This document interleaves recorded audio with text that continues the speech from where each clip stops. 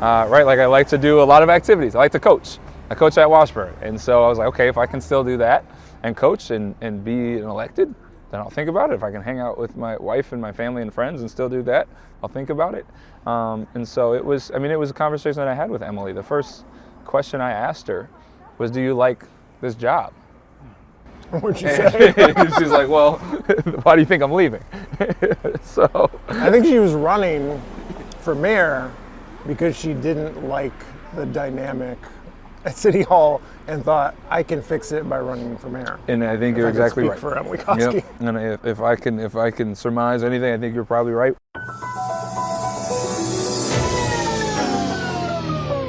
We're rolling. We're rolling.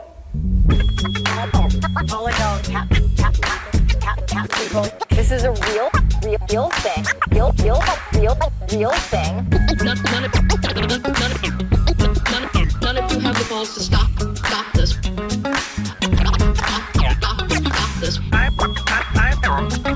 I've got plenty of time. I have nothing else going on today. We're in the Wedge neighborhood right now.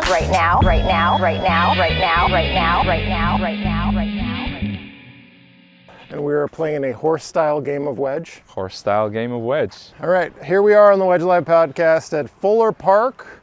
I'm your host, John Edwards. Jamison Whiting, Ward 11 candidate for City Council. Thanks for having us, John. Excited. You may be wondering why we're on a basketball court. It's because this is a competitive episode of Wedge Live, the first ever competitive episode. There will be a winner, there will be a loser. We have jerseys on the bench here. Loser will wear the other person's jersey. For the rest of it, I love it. You ready to go? Let's do it, John. Okay, Yeah. How do we decide who goes first? What did we do? You know what? It's our home court, so it's got to be away. So away goes first. Yeah, you go ahead. And as we were finding out, John is a professional basketball player. Neither of us have made played. the first shot. That was. You were recently a high-level collegiate athlete. Well, used to be is a strong word. There's one. Yeah, it was like we got to make sure not to break any of the camera equipment. Okay, 3-pointer. Oof, this could be a long day. I'm gonna do a bank shot here. Yep, got to call bank. I love it. Okay, yes. Love it. And we're spelling Wedge or live? We can go Wedge, right? Okay. If it gets to be 2 hours. Okay, I got a W on it. W. Not a good start. Perfect.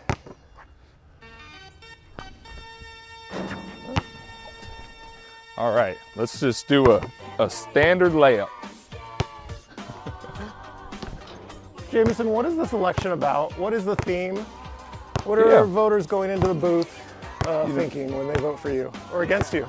You know, we've knocked over, 5,000-6,000 doors now. I would say the number one thing we're hearing from our neighbors is public safety. I think public safety is the top. And then a solid close second is the toxicity at City Hall. And so I think, it is for us, it's been those two main issues. You get public parks, schools, and then housing in there as well.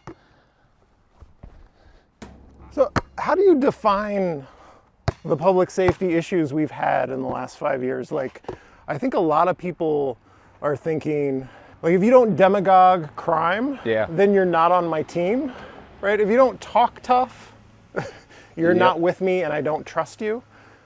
And when I look at the police budget, it has gone up. There's no risk that the police budget will go down. Like, it's gone up the last 5 years. Yeah, it's the only non-controversial thing at City Hall. Feels like we've... So how do you define the problem? Yeah, and so my work, I've joined the city. I've been there, probably just coming up on 2 years now, and work primarily on the settlement agreement and consent decree. And so what we've been doing is, talking broadly about like the public safety ecosystem, because what you hear, I'm sure you hear it too, and you're just alluding to it, but it's either we need 10 million police officers or none at all. And talking to our officers, I think it's a mix of both, right? We have to ensure that we have well-trusted, accountable, well-trained officers, but then, with our officers, it's actually the thing that I was most surprised about when I joined is our officers are asking for help. They're like, we're not mental health professionals, we're not addiction specialists. That's 80% of their calls. And so we need people that are trained in that so they can do the things that they're trained for.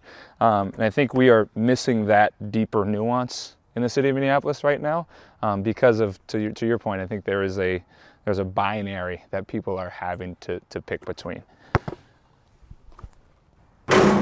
There's one.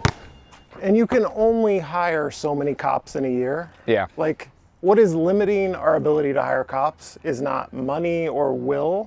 It is just the logistics of bringing that many. Yeah. new And no one wants to be a hires in. cop. No one wants to be a cop anymore, Right. especially in the city of Minneapolis. And that might have something to do with the history of unaccountable policing. That nobody wants to be a cop. Exactly. Yeah. We Minneapolis. think that accountable policing goes hand in hand with better police and more officers that actually want to be here. We're tied at W. Okay. Oh, that looks good. Oh, That's whoa. a pretty one too. Okay. We gotta make this one.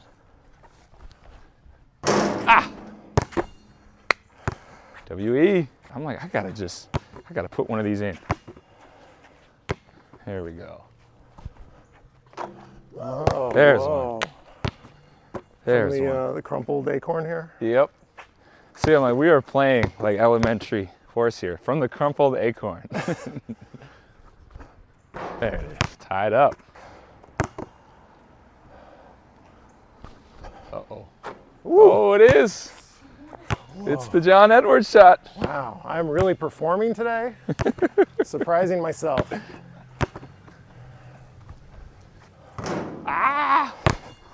Okay, we're at WE to WED. WD. Oh, we are close. Would you like to tell your viewers, John, that you're the tallest Edwards in the city of Minneapolis? If you only include Anthony Edwards and John Edwards, I'm the tallest Edwards. I think he's 6'4", I'm 6'5". There we go. So how's police reform going? I've talked to another candidate who is also a city employee, and it always perplexes me, like, how freely are you able to talk about your work as a candidate? That's a good question. Yeah, Do it's you a know good the answer question. to that? You can, so long as I am not talking about it from 8:30 to 4:30 on the workday, You can talk about what you do. I can talk about what I do. Yeah, and as long as it's not privileged, especially being in the city attorney's office, most of our work on police reform is public, and so it's as long as it's not attorney-client privileged information, I'm able to talk about it. This But question might be attorney-client privilege information. There was a debate over whether the city, the mayor, the city attorney should try to get the aborted federal consent decree included into the state settlement agreement. That didn't happen. The former city attorney was critical of the Yeah. mayor and said, no, we absolutely can do this. Current city attorney said, no, we can't do this. Do you have thoughts on that? yeah, and I think you're exactly right. So there is things within that I probably can't talk about, but I think relative to what we're doing is ensuring that it's moving forward.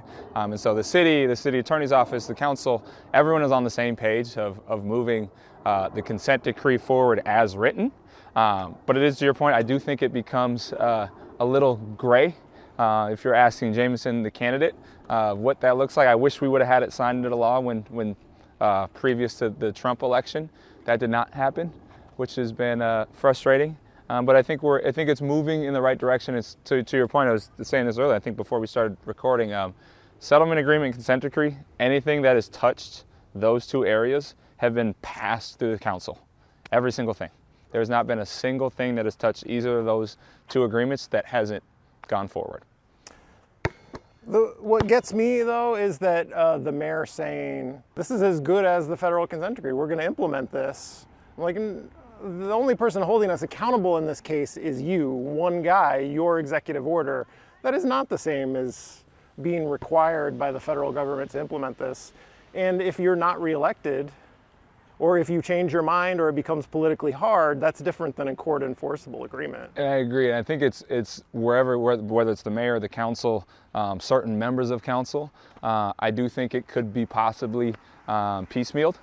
I think there's certain things, right? If it's not court ordered, you can see, how paying for more officers or paying for unarmed response could also be turned into a political debate, which is possible. But if we are committed, and I think our city is at a point, wherever you are, fall on the political spectrum, at a point where we understand that all of this as written needs to go forward. But I think you're right. Yeah, it's not as enforceable as a signed decree by a judge. It is very odd for me to try to podcast while basketballing here. Well, I'm cold. I'm getting cold. It was that long question. See, we got to do more of that. More questions. Then I might have a chance. Say WED. Okay, I got some letters to make up. Oh bank, no! I didn't call bank, so you were free to make that however you want. This seems to be your spot, so haven't made one yet. Oh, wait, am I losing? Oh no. Oh, no. Okay. There's one. Oh, Wow. Wow. shucks! I could win. This could be the upset of the year.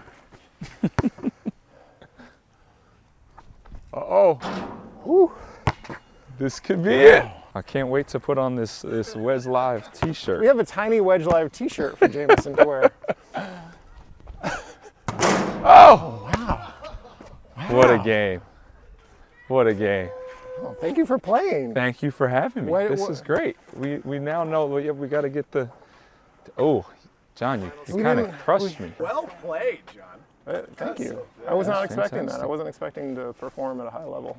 Well, I think what we're going to have to say is, I think, John, first we were thinking you need to put a disclaimer on there that at the bottom, we don't want you to get canceled, that you don't ask every black candidate to play basketball. This was, I did suggest this. So. Dwayne passed on it. Yep, Dwayne passed on it. It was, we were the only ones we were hearing. Yep, Omar, Dwayne, How it Jazz. went was I sent an email on, JMO, you're a black candidate. Can we play Can basketball? we play basketball? Yeah. And I was like, of course. He's like, you got to be good, right? John secretly hustled us out here. Jamison Whiting, you are the enigma of the 2025 election because Enigma, I like it. everyone seems to like you. You have beloved figures like Angela Conley and Sam Sensor-Murrah, but you also have Steve Kramer and Adam Dunnick. So Yeah. Why does everyone like you, and can we trust you? Someone's going to be disappointed when after you're elected, I think.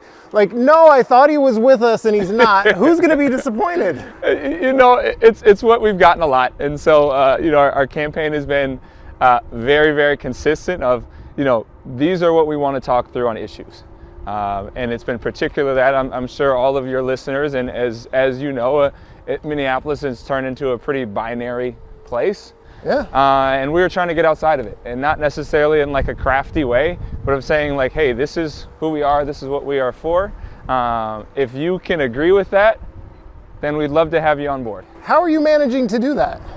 Just honest conversations. Yeah, I'm like, it's been relationships. So, you know, Angela that was the first convention that I was ever at. Steve Kramer, I grew up with his daughter Maggie, and shout out to Maggie. She's an actress. Fantastic actress, Maggie Kramer. But just conversations about the city of Minneapolis. It's what our campaign, I think people are really missing, especially on doors. It's what we're hearing is these issues are issues that require nuance and thoughtful conversation. And that's what our campaign has been all about. So you've just been around forever. You're Mr. Minneapolis, and you know people, and they trust you. It was so. Here's my fun fact: is if elected, I'd be the only city council member that has graduated from a Minneapolis public high school. Oh, really? Yep. And so, like that for me is a large pride, a piece of pride, and is one of the only folks that have worked within the city enterprise as well. And so I think a lot of people are really looking towards a level of leadership here in Ward 11 on City Hall that has a deeper perspective in understanding of the city of Minneapolis, and has lived and worked here the majority of their life. So I think that has been very helpful in all of this, in this relationship building that is politics, as I am finding out. Let's talk about transportation. Yeah. Can you think of a recent street project that is an example of just a bunch of things you like that's how you want it to be done? Yeah, so I mean, maybe the best one, so it's actually a recent street project that is coming up. So they're gonna tear down Nicollet Avenue Bridge over the creek. So it's a Ward 11 project. The thing that I really like about it is they are both updating the modernness of that building. They're adding protected bikeways, keeping the streets a little bit wider, but also leaning into the history and preservation of that project. And so they're going to keep the streets lights are going to be the same. The archways are going to be the same. And so that is a piece that I really like, that like we can hold two truths at the same time.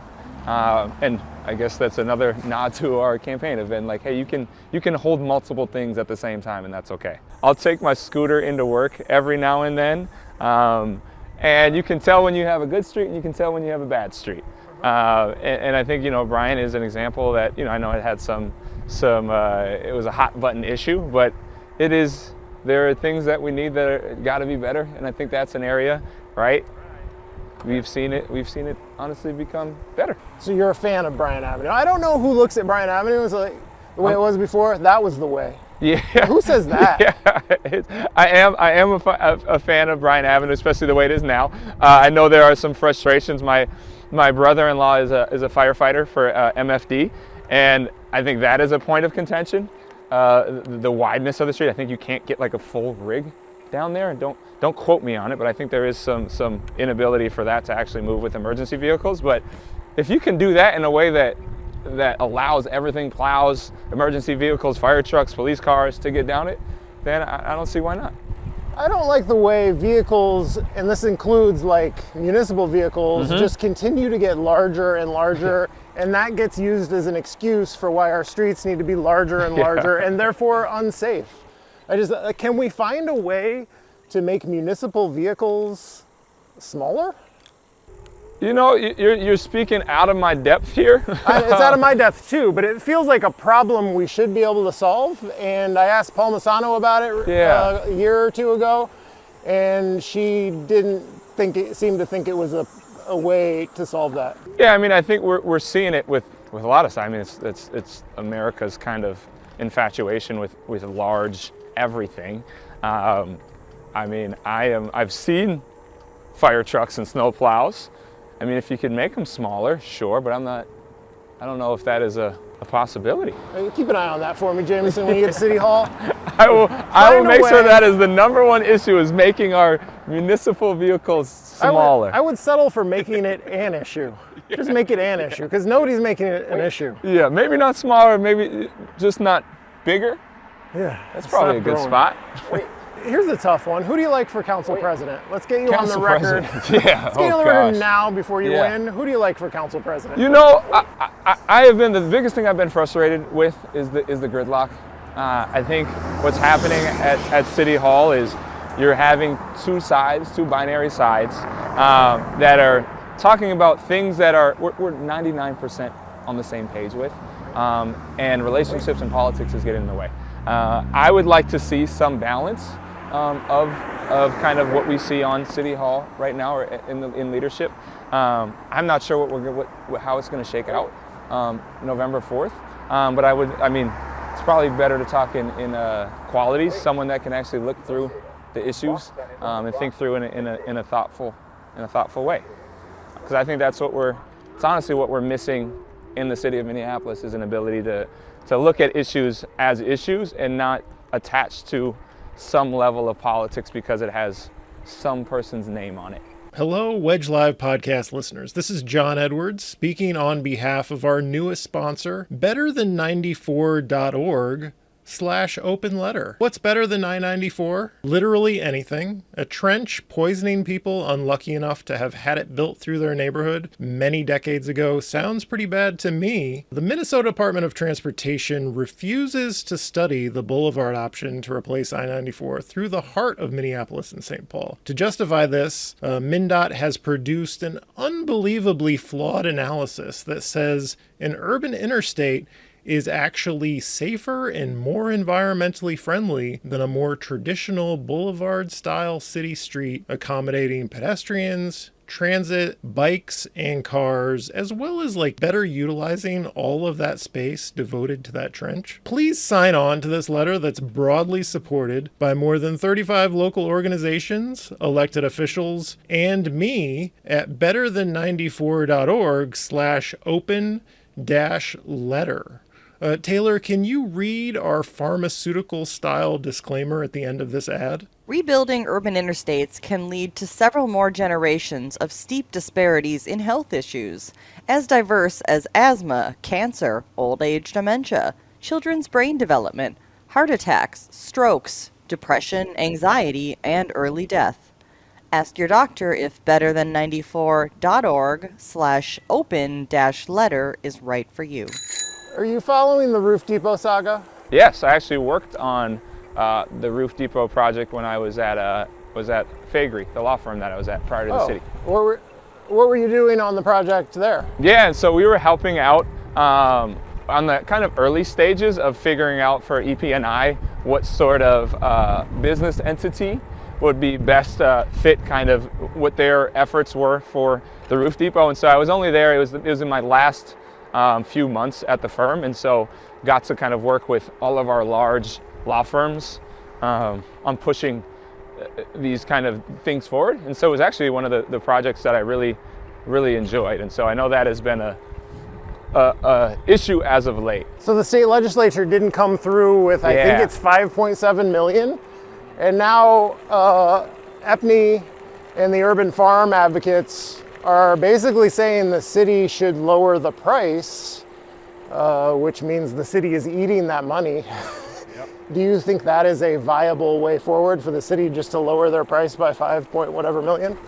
I do not. No, I think, I know it's with all of these things, I think it's within the, right, it's a negotiation at the end of the day.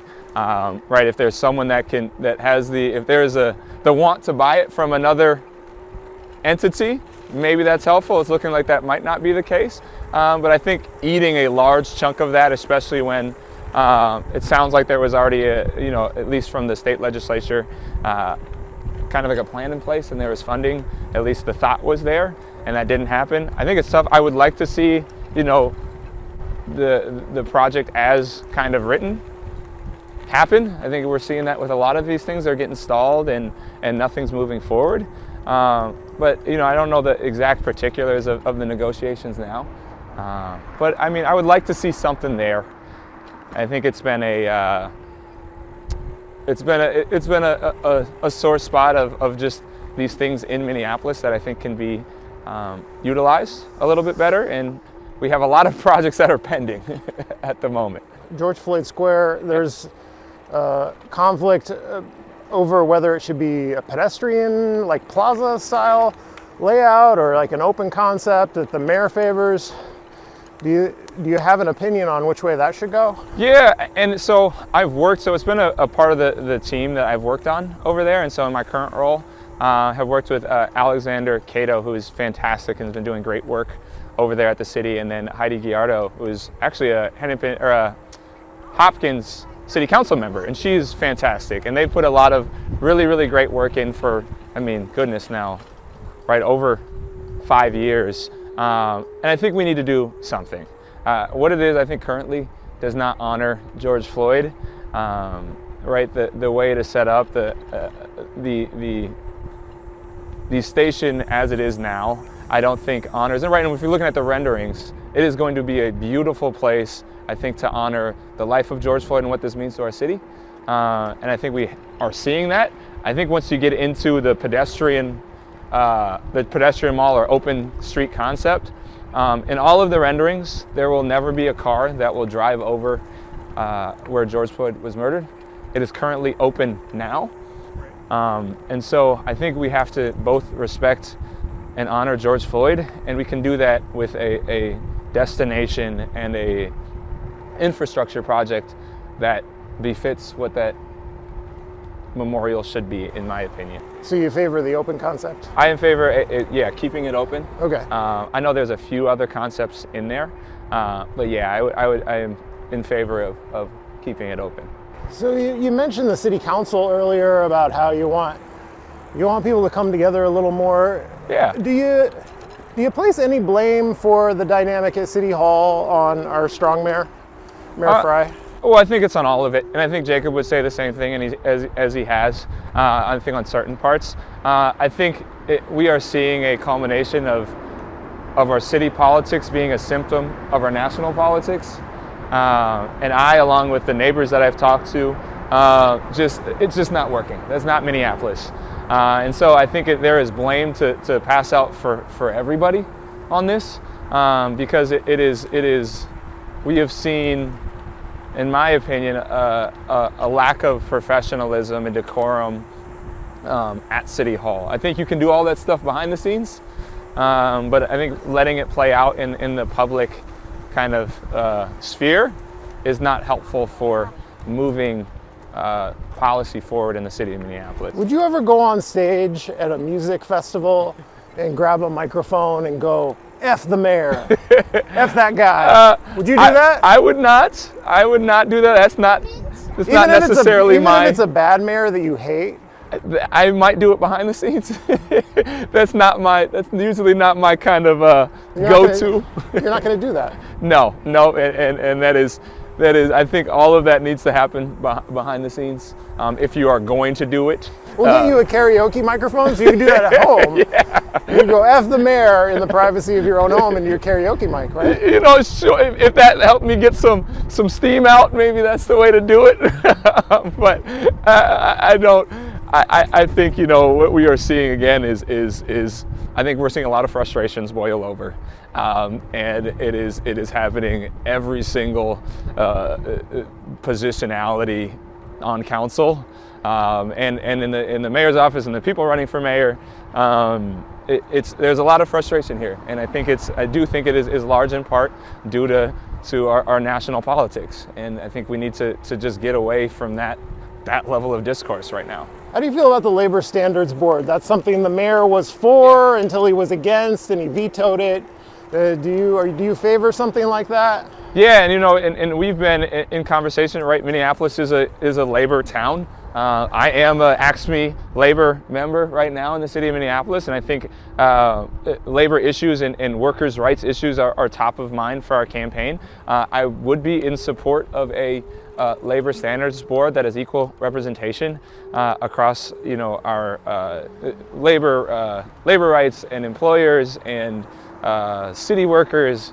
But yeah, I think equal representation is what we have looked to. How you define equal representation in those groups, I think, is where you get into the nuance of it. Do you think what was proposed, what got vetoed, was equal representation? Because I think it was 1/3 employees, 1/3 employers, and 1/3 community groups. Yeah, and I don't know enough on the definition of community groups to see if it was. I'm sure there was a definition of it. I think equal representation just numerically looks like one group and another group, but I think, you know, how you define community representation, it would be probably really key for me when discussing something like that. Another thing that frustrated me about that was it's an advisory board, Yes. and so it would still come to the council. Exactly Council right. makes a decision on whether they want to go up, down, or amend it, and still goes to the mayor for a potential veto. Yes. He could say, no, not like this, do it another way, and so that became such a big fight for an advisory board, felt stupid to me. Yeah, I think you're exactly right. It's been my same exact frustration. I sat on the Minneapolis Civil Rights Commission prior to joining the city. Yeah, how many people ignored you? I mean, you got resolutions, and resolutions are something, but to your point, right, there is really no authoritative power that advisory boards have, and I think that actually sets it up for more frustration and divisiveness, because you'll get a lot of people on these boards that really have good intentions and want to put things forward and think it's going somewhere, but resolutions are just resolutions, and to your point, if you goes to the mayor or the city council and they don't agree with it, it doesn't go anywhere. Oh, let's do the big controversial one. Rent control. Rent control. Do you have feelings on that? Are you a hard no? I'm a hard no on a strict rent control rate. Sounds like you're a maybe yes on a less strict rent control when you put it that way. I think it's a rent control is trying to put a Band-Aid on a system that isn't working. I think we've seen people not be able to afford rent. I think we've seen a lot of wage stagnation across our country. And so I think that is a Band-Aid on it, but specifically on rent control, you know, and this kind of goes outside of my area, but my in-laws and my wife are all in the affordable housing space. And so not to sound like alarmist, our affordable housing providers are in a very critical point. And I think if those shutter, we are going to see the housing crisis right now exacerbate. And that is something I am worried about. And I think almost all of our housing providers, nonprofit affordable housing providers, are against a strict rent control policy because they already have one. And so if there are areas to think through, I think what we're missing really is consistency with our housing policy in the city of Minneapolis.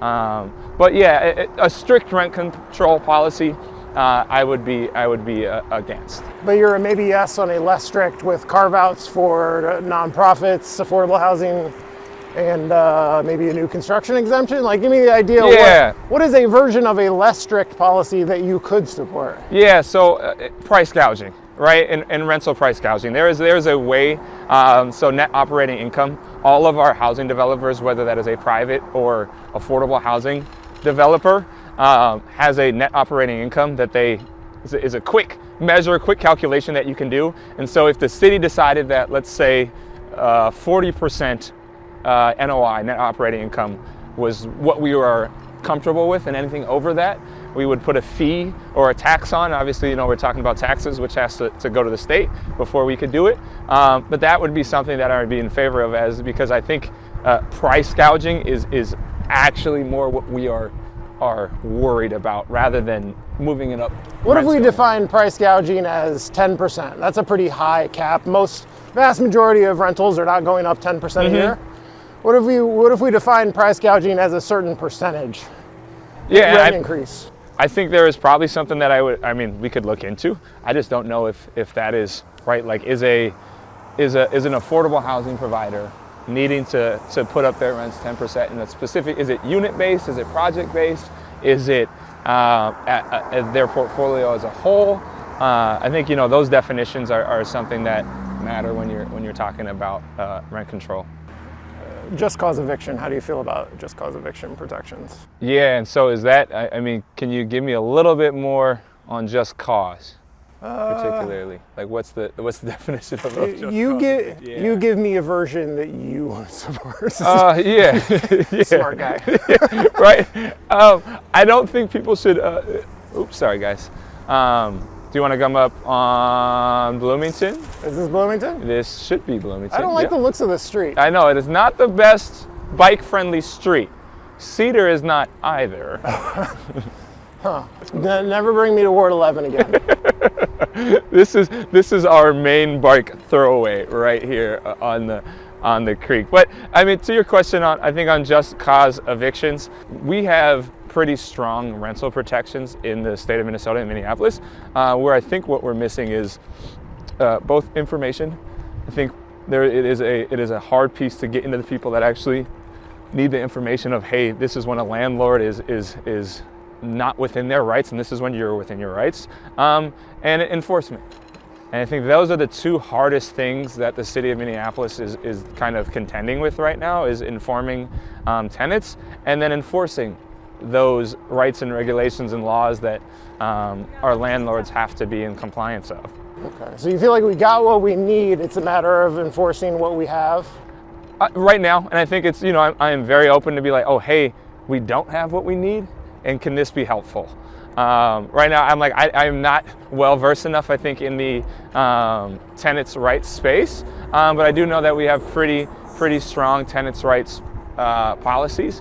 But I think we're open to the conversation of, hey, if this isn't working, what would work? Like, what makes this work for you? If we haven't announced it on camera, we're going for ice cream. That's what we're doing. We're trying to find our way to ice cream, and we're biking and scootering on the sidewalk. Sorry, Wedge Live viewers. So zoning. Zoning. Low impact commercial in neighborhoods, things like coffee shops. Yep. You know, maybe a little bookstore in your house. I've seen one of those in Bryn Mawr. Mm-hmm. Do you support loosening up the zoning code so that it's not, you know, 89% of the area of Minneapolis is simply forbidden, even for small, low-impact commercial uses? Yeah, and I think it's something we've really looked into, and it's block by block specific, honestly. And what we're seeing a lot of it, I mean, we're going to a good example of where I think, especially in Ward 11, is right for development and new zoning codes. I think there are business corridors, specifically like we just passed Cedar Avenue, and so NoCo apartments over there, where actually there was a grocery store before, but now it's Lund's Byerly's. It is a, oh my goodness, I think it's not a Temu scooter. It's not handling this hill. We are not going up as good as I would like, but we're moving a little bit more. You know, we're effective dollars, right? That's how we're going to look at our taxes. Score another victory for Wedge Live and human power. We might, but no, I think you are. I think that there are areas specifically in Ward 11 that would be fantastic for new zoning kind of policies. But I think I think it's a block by block and conversation that we can have, right? Like, is the neighborhood that we just went through, is that right for a 50-unit building? No. Is 48th in Chicago be absolutely stunning to see that level of investment come up? Of course. And I think that's, again, where we look at the nuance in these conversations. Do you have a vision for the 2050 plan? Like, one idea is we need to make sure we're zoning around our transit stations and new BRT stations to allow higher density development. Like, do you have a 2050 plan vision? Yeah, and I think it's right when we've talked to folks and about the 2040 plan. I'm supportive of the 2040 plan, and will be with the 2050, I assume. But it's the way we have been talking to people. It's like Ward 11 is one of the highest home ownership wards in the city. I think we're close to 85-90% home ownership. And the way we've had conversations with folks is Minneapolis is going to change. The city is going to change, and it's, do we want an ability to actually craft what that change looks like? Absolutely. Do we want large private capital, private venture corporations coming in and buying out city blocks and raising up the housing prices? No. Which is what they predicted would happen with the 2040 plan. Didn't happen with the 2040. All change is incremental. All change that feels like the world is going to end actually ends up being very incremental in the end. Yes. Even big changes, even big bold plans end up being incremental. They do. And that is, and our hope is along those lines of, hey, like, we have to be intentional about where these things happen and where this change happens. But I do see it as both a protection for those single family homes and the places that we do like, but also increasing our level of density in our city. It's what I've really enjoyed is, like, hey, we want to ensure what we're seeing in Ward 11 is we have a lot of people that are living here in Minneapolis and have lived in here in Ward 11 for a long time, and their kids are wanting to move back. And so if you want your kids to move back, they have to have a place to move into. A lot of us aren't able to afford a larger single family home in Ward 11, but we can move into apartments. And that's what it's been actually pretty successful for us, of that kind of conversation of, there is not a lot of rental units in Ward 11, but where they are, they actually, the price for them has gone up quite a bit because they are so in demand. And so I would be totally in favor of increasing our amount of units in Ward 11, specifically around the places where people actually want to live. And that is along a lot of these business corridors. So one of the dumber things of 2025 is Emily Koski being labeled a member of the DSA council majority, because you know Emily Koski, I know Emily Koski. She is not DSA, not even close. Yep. So how do you feel about all of the outside money, the PACs that have become a feature of city politics since 2021? Yeah, it is. Emily is not a socialist. You can have frustrations about her politics and where she may have moved on things, but she's not a socialist or a DSA member. What I think we took an example from is, I think what we are seeing more so was people thought one thing and thought they got another. And so what our campaign has been particularly focused on as being like, hey, this is where we sit on this exact issue. This is exactly where I'm going to stand and vote on. It's Mickey Moore's, I don't know if Mickey Moore still owns that, but that's Mickey Moore's braid factory. Yeah, that Really? is the braid factory. Wow, welcome to Ward 11. Or Ward 8, we don't know. Yeah.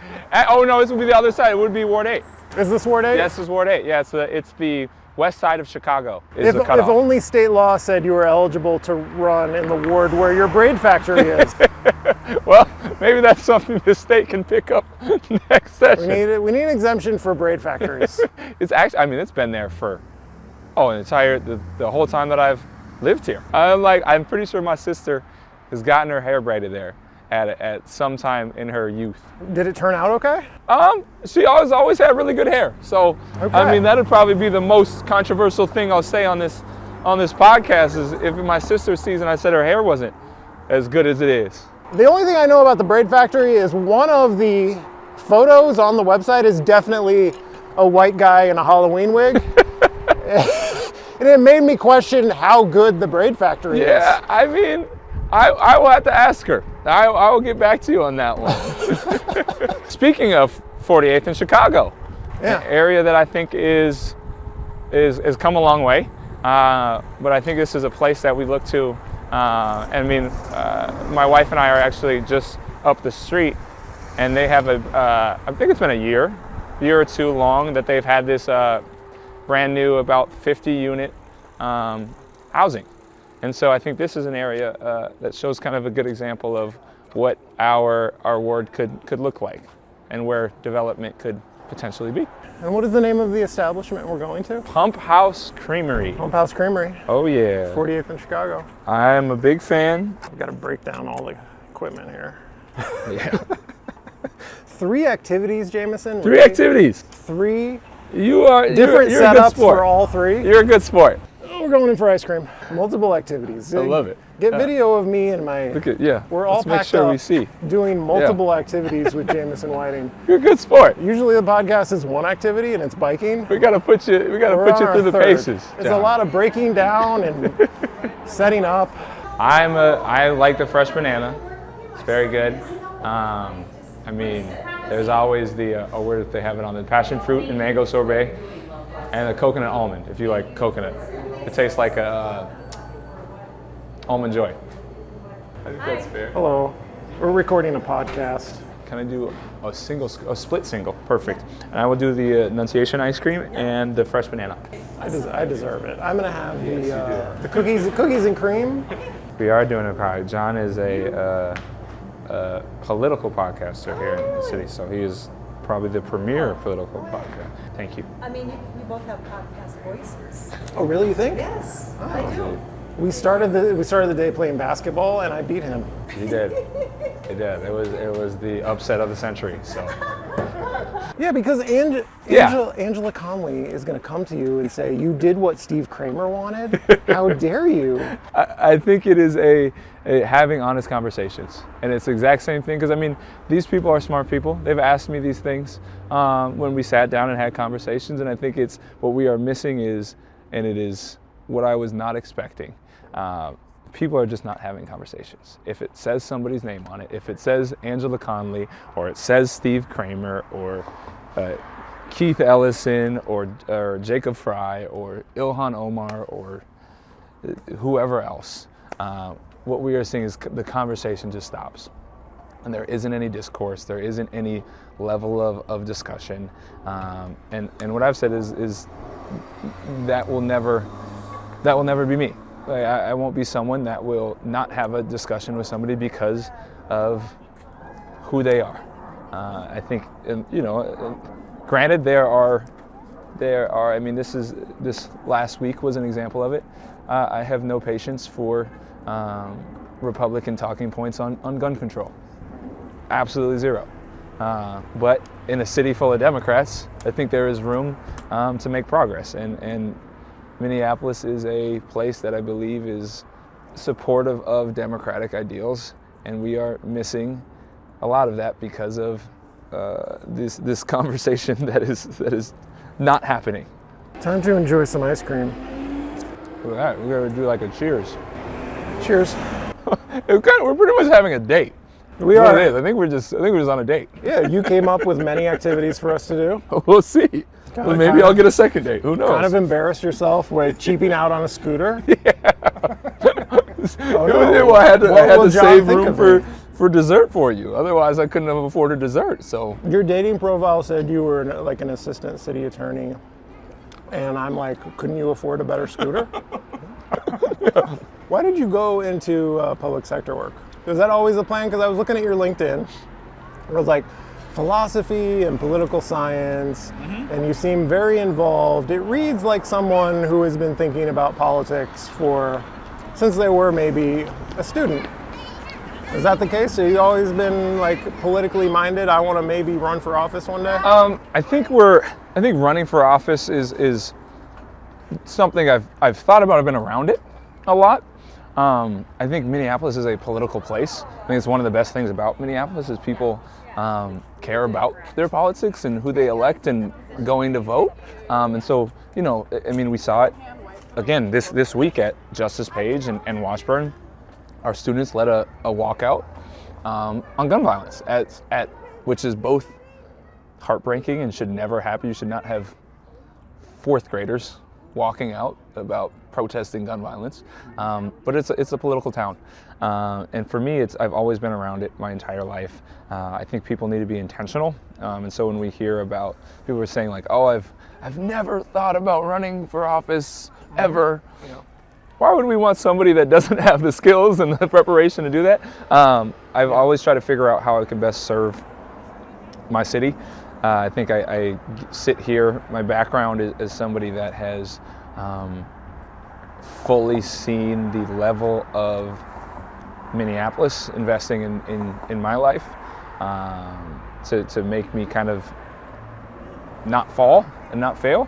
And so I've tried to figure out how I can best serve my city, and that was, I wanted to see, I'd never been in corporate America, specifically in Minnesota, but I was like, I knew I wanted to come back and work for large corporations that I've never seen before, and so did that, and then knew I was going to eventually end up in some level of public service within the city of Minneapolis, not necessarily running for office, which came up very quick, right? I didn't know Emily Koski was going to run until a month or two before she announced. But it's something that is trying to figure out how I can best serve the city. When did you decide I'm going to run for city council or I'm going to run for something? When Emily said that she was running for mayor, we kind of had a chat. Must have been rattling it around in your brain ahead of then. Maybe I'm waiting for something to come up, but People have always asked. I've always asked because I've worked on campaigns. I've been supportive of candidates. I've donated to candidates, and so it's always been there. It was never a like, oh, I need to do this job right now at this time. For me, it was if I can continue to do the things that I like to do, right? Like I like to do a lot of activities. I like to coach. I coach at Washburn, and so I was like, okay, if I can still do that and coach and be elected, then I'll think about it. If I can hang out with my wife and my family and friends and still do that, I'll think about it. And so it was a conversation that I had with Emily. The first question I asked her was, do you like this job? what'd you say? She's like, well, why do you think I'm leaving? So I think she was running for mayor because she didn't like the dynamic at City Hall and thought, I can fix it by running for mayor. And I think you're exactly right. For Emily Koski. Yep. And if I can surmise anything, I think you're probably right. Because she got So this is kind of what I'm getting at with you're going to disappoint people.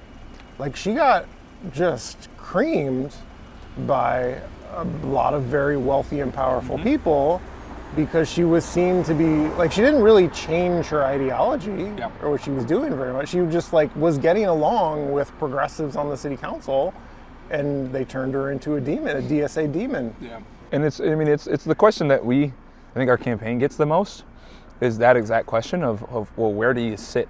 Are you a DSA person or are you a moderate? And we've just been aggressively combating that binary because I don't think it's healthy for Minneapolis. I just do not see this binary in a city full of Democrats, some font and form of Democrats, that is what we should be discussing. What we've always said is the best way for a blue city to move forward is being a city that is so fantastically good, that is where our municipal basics are taken care of, that Donald Trump and Republicans can't say anything about it. And I don't think that has to do with the nuance. I think it is making sure that we are all moving together in a positive way, and that requires good relationships with someone who's a DSA person and someone who's a more moderate person. And so we have been very honest about that. So I think that has been helping us to be so, like, I think people are, if it comes up, we're like, oh, well, that's it. I knew Jamison was like that, or I didn't, right? And I think there's a difference of we're not hiding anything. Okay. And that I think has been, it's allowing people to come to their own decision on our campaign, which I think campaigning with other members of the city would not give us that, or if we were specifically sitting in a certain side or camp, doesn't allow for that flexibility. So you're not worried about being turned into the next Emily Koski, who just betrayed her side? Yeah, I think no, you're not worried about that. Okay. And I'm sure people will, like anything, right? People will be frustrated with decisions and votes that I make if elected. And I'm like, I'll knock on wood, right? If elected, I think people will be frustrated with certain things, but I think, like, having an answer of why, right? A thoughtful reason of, like, this wasn't a political reason. This wasn't because it has the mayor's name on it or it has the council president's name on it, but we made a decision because I thought it was best for, in our office, thought it was best for Ward 11. What are the issues that drive you? I don't know, maybe you're not someone who is driven by one or two things in particular, but, like, it is helppful to have, that core thing. That's why I'm involved, because of transportation and housing issues. Like, I feel like that's the power of local politics is, like, affecting the street infrastructure in front of where you live, making sure that we're building enough homes so it's affordable to live in this great place that, like, became a landing spot for me, that has treated me very well, has been a great community, the reason I love Minneapolis. Like, housing and transportation, those are the things when I got here, I was able to, like, jump in and make a difference on. Do you have a couple of issues like that for you, the reason that you're involved? The reason that I've gotten into this is, and I have kind of two answers. What I saw growing up is a city that was able to take care of my sister, my mom, and I, because they had their basics handled. I think what Minneapolis does really, really well in blue cities, I think in most states and across our country do extremely well, is take care of the basics so that your neighbors, your coaches, your teachers have the bandwidth and capacity to do the rest. And I think that is what Minneapolis needs to focus on. And so I think that is housing, I think that is transportation, I think that is public safety, and I think that is, right, you're plowing the streets and making sure that, if you can get to work on time and get there safely, you have more ability and more bandwidth to co-coach, go be a volunteer at certain things and be those people that we all need in this community. And so that is a broad answer, but I think particularly public safety for me, and again, this past week was a example of where I have zero patience and tolerance for any level of political divisiveness and tactics, because guns and gun violence are ruining our communities across this country. And so I think public safety, the public safety ecosystem, both with our traditional law enforcement officers and unarmed responders, are deeply based in that as well. And so that, for me, I think our safety and our public safety is kind of that core issue for me, and doing it well. And I think it requires every single person, right? We are both the reality and perception of crime, I think, are hurting our city. And that for me is kind of it's the piece that got me to come to the city of Minneapolis. I was leaving a job that I liked and wanted to be at, and I was kind of asked of like, hey, do you want to come in and fix the relationship between the police and the community? And that was Sure, sounds easy. Sounds like but it was the way my wife told me. She was like, do you either want to talk about it and tweet about it or go do something? Oh, were you doing a lot of tweeting? I wasn't doing any tweeting. Doing This is the first time I've had a Twitter, but like I was talking about it a lot. Is your wife just randomly shitting on people who tweet a lot? She shits on me, You're going to be one of those people who just posts about it? She is somebody. Were you a poster? What was she getting at with that? She was just like, she saw my frustration of what was happening. And she was probably tired of listening to me talk about it, knowing that I could go do something. And so she is the person that I think is kind of that moral standard for me of when we are looking at things that we need to do in our city. Either you have good people and people that are educated and able to do these things, or you don't. And so that is why I think this has been a cause for me that I think is both with lived experience and then my professional experience as well. That is deeply personal, but deeply something that I think needs to, where our city, it is the most transformational piece that I think the city will do in the next 4 to 8 years is our public safety work. What's your role as a council member if you're elected on public safety? Like what is the thing you want to accomplish? The consent decree and settlement agreements as written. Okay. Yeah, that is my biggest kind of thing that I think I would be able to be effective on. Just having that experience of working in that office now, and then seeing that as a council member. What is your leverage as a council member to make sure that gets implemented? Because you're not running to be boss of police, as we've all learned over the last 4 years. I think it's twofold. I think it's relationships. Again, I have a good relationship with Chief O'Hara, Commissioner Barnett, and they're the ones that move these things forward, as well as our city attorney, Kristen Anderson, and a lot of our folks that are in the public safety realm in the city of Minneapolis. And so a lot of that is, I think, relationship based. And then two, I think the experience when people are when I think about transportation and climate issues, first person I think about is Katie Kasper, right? I kind of want to be that person for our public safety and policing on council, of when somebody looks at like, oh, okay, well, what is Jamison's deep knowledge in his area of expertise? I kind of want to be that person for public safety. Are you worried about being painted as the anti-police person?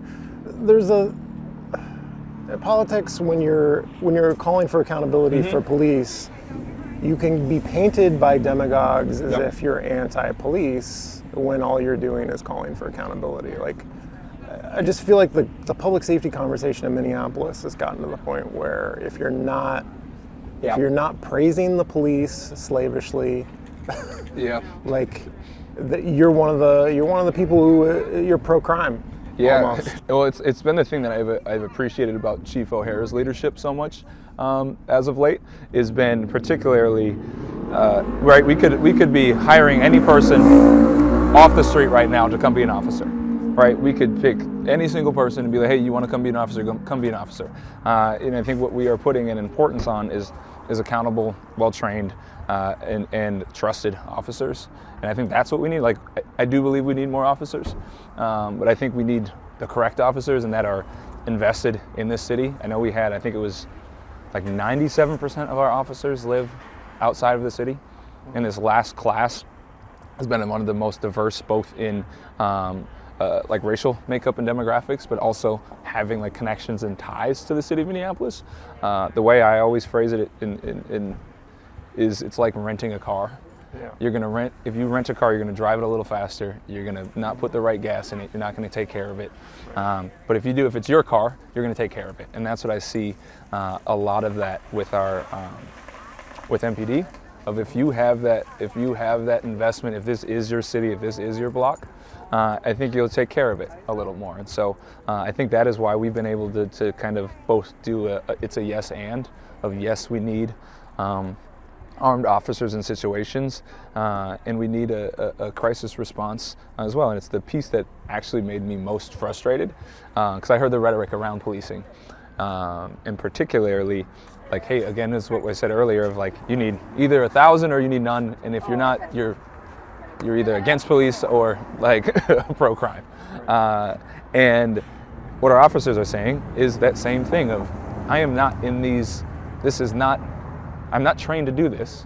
So our officers are also asking for that. I'm like, has anyone, when I got there, I was like, did anyone speak, has anyone asked officers like what they need? Right. And it's a lot of people that I think have decisions that have never talked to an officer. And so our officers are also asking for help to take burden off their shoulders. I mean, we see it with our unemployment, or not unemployment, but our overtime numbers, right? Our overtime numbers are massive, but that means that we need someone to do that.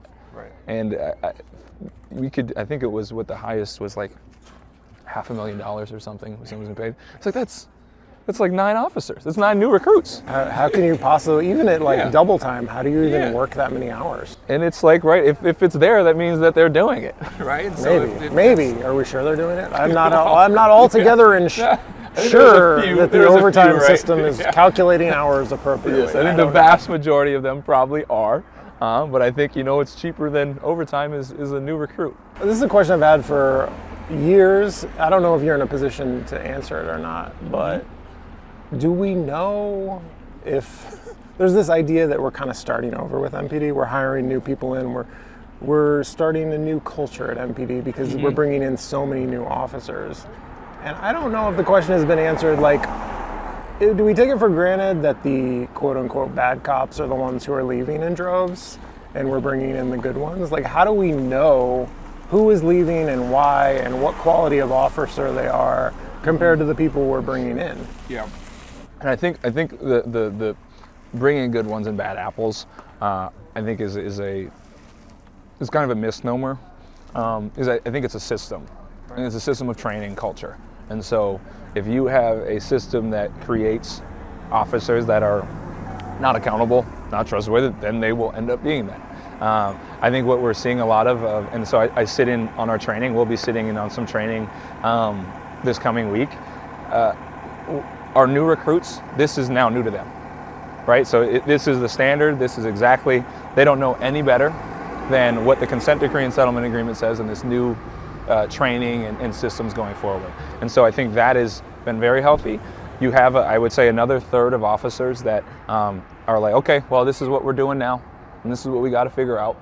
And this is, I might be annoyed and I have to do more paperwork, but this is what it is. I'm going to do my job. And then I say you have another group in there that is frustrated with it, right? And you're going to have that in any field, anywhere else. But I think if you don't get on board with that, I think it's not helpful for our city. And so I think that is, rather than kind of like a bad apple or good officers, it's what our culture is the hardest thing to change in any field, in any profession, particularly in a profession that is around policing and safety. And I think it is what we are looking for now is hopefully we can get more and more officers that this is the norm. This is what the standard is now, is what you are expected to race to. We're getting close to the end here, Jamison. How do you feel about sharing an endorsement page, your Ward 11, with Becca Thompson, the All of Minneapolis endorsement page? How do you feel about being among that motley crew, especially having your photo next to Becca Thompson? How does that make you feel? And it is, and we've been very, very clear on this. I think Becca's words and statements that she's made of late are not only, I think, destructive to Irene, but also candidates of color across the city. I think it is maybe, I don't know Becca well, I don't know if she is racist or not, but those words are. And I don't think that's okay. I don't think that I've said the exact same thing, right? I mean, I don't think it's okay to get up on stage and say "fuck you" to the mayor. Might have to bleep that out. I don't know. I guess it's YouTube. But I also don't think it's okay to say that the only reason that Aisha or Irene were elected is because of the color of their skin. And I think that it is divisive. I think it is racist rhetoric, and it is something that we've been very clear on. It's been frustrating to see, but it's politics, and it is figuring out how to navigate in that. I think is what I am trying to figure out how best to do, because it's really, as I'm learning, it's really easy to be petty in this. It's very, very easy to be petty, and it's been a lot of emotional management to not be like that. And so that's what our campaign is trying to do. Of hey, if this is what we are saying, then we have to do it. If we want to say and do something different, then you actually have to say and do something different. How do we get rid of all the PACs? We have political parties in Minneapolis. You say this is a city of Democrats. We really have political parties, and it's clear where people are. What makes you so unique is that you seem to be crossing the boundary between the two in a way that just no one else is. Maybe Emily Koski is another example of that, but she got like excommunicated from one side for just being nice to the other side. Like, can we get to a place in the city where we don't have big business interests spending millions of dollars in unlimited PAC money to support one side over the other? Yeah, and I think it's to your point, right? The one side or the other. I think that the only way that we get rid of PACs is where it is not seen as that. And that's what our campaign, I mean, we thought about this when we were right about to launch our campaign of like, okay, well, where do we want to? It would be so easy for us to be like, yep, I'm sticking on this side and this is what I'm going to do, and you know exactly where I am. That would be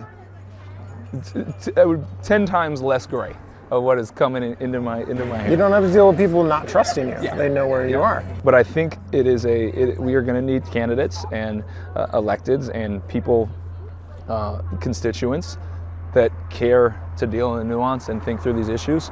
And if we get to that point, I hope to get to a point where we don't even need, we have a PAC because it's a blue PAC, it's a DFL PAC. And we are combating what I think is an even, more exigent circumstance of Donald Trump. I'm like, it is beyond me that we are fighting between Democrats in the city of Minneapolis when we have a fascist authoritarian government in our federal government right now. And it is something that I think we need to see as a larger harm to our city, is that, rather than what side of Democrat do you sit on? Well, I think the real answer is we're stuck with them forever, and they are funded by people who see the DSA as the biggest threat to America, and they don't really give a shit about Donald Trump. They don't give much of a shit about Donald Trump, I think. I think the more we see Donald Trump and the federal administration in Minneapolis, I think that'll start to shift. Maybe. Yeah, I'm like, if we have the federal or National Guard or whatever it is occupy Minneapolis, my hope is that we can look around these political divisiveness in the city of Minneapolis to be like, hey, we can all agree. I mean, we saw it in this is another, again, this is as of late, right? We saw it with Annunciation. We had Emily Koski and Lene Palmisano come together and get rid of their political frustrations to something that was over the greater good of Minneapolis. I think we need more of that in our city, and for me, it was actually the one of the most beautiful things to see. I spent the day with them, and they were actively working together to figure out how to best move our city forward in this tragic situation, and that is more of what we need in the city, I think, as a whole. What do we do about a shooting like that? Like, gun control is beyond the scope of city government. Like, what do you do if you're elected on something like that? Yeah, it is. I think what the city can do is not let it be forgotten. Have to be a vocal advocate every single time that this comes up, and then to continue to do that. Like, it is a constant I mean, you're a lobbyist at that point. I think you are probably the strongest lobbyist city council and their mayor can be at the state, federal levels of making sure that this doesn't happen again. I think we are hopefully seeing some momentum on that. But again, you're right. Like it is I know the mayor called it and a few other mayors. And again, I've appreciated the mayor's leadership on that specifically here recently in Ward 11. But being a staunch vocal advocate that this is exactly what we need. If you want to do it, let the cities take over this. Let the cities have the authority to do that. Does that happen? I don't know, but it's again I'm like, this will be a fun fact for me. Maybe this explains a little bit more of of why I'm seen as somebody that believes in relationships. My mom is a Iron Ranger, so she grew up in northern Minnesota on an Iron Range, right? It is a bunch of Democrats that, probably are a little different than city urban Democrats, but agree about a common thing and common uses. And I think hopefully we're getting to a point of like children dying is not a political issue. And I think I saw that with Lene and Emily, and I think the more we get towards that with other, Republicans, I think we're starting to see it. Maybe a little bit. I want to end on a positive Yes. note, but it has been decades of children dying in school shootings, and it has only gotten worse. Yeah. And there is no interest from Republicans, it seems, in solving that. I don't want to end on a down note. It is. I think the thing that inspires me is if we quit, if we give up, right? If I say this Republican is going to be stuck in their way, it's the same answer that I've given when people ask me, well, why are you going to work with these DSA people? They're stuck in one way. There is absolutely no point for me to do this job if that's the case. If we think that Republicans will never move, if we think that, or more moderate or DSA folks will never move on an issue, there's no point. And so it's the thing that gets me up every day of, hey, I just need, we need one Republican to start moving, and then you maybe get two, and then you maybe get three. And I think we are hopefully, especially within our more suburban areas that are greater Minnesota, but not rural Minnesota, I think their constituents are starting to get to a point of this is now affecting my family, this is now affecting the people. But I'm not naive enough to know that when things affect you, that's when you get vocal about it. And so it's like you said, right, we've had decades and decades of this, and now, you're having more and more and more people affected by it, and that's when things actually start to move. Okay, Jamison Whiting, candidate for City Council in Minneapolis, here in Ward 11. This has been the Wedge Live podcast. I'm your host, John Edwards, and I'm the champion. I won. 3 activities down. So A competitive episode. I won the first ever competitive episode. we're gonna have of to the do Wedge a Live foot podcast. race down No Chicago. foot races. I think I gotta redeem myself or something. Okay, thank you. Thank you, John. I really appreciate it. It's been great. Thank you for listening.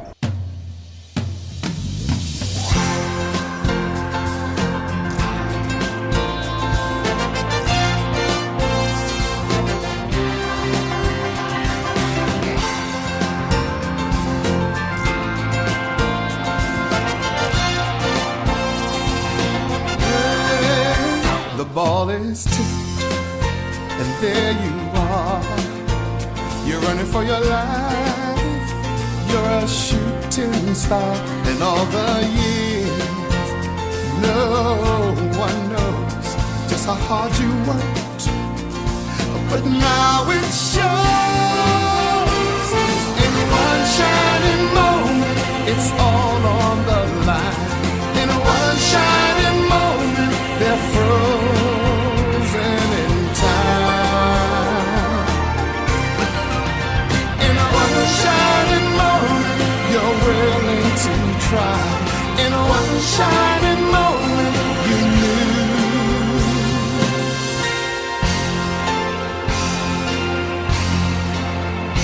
One shining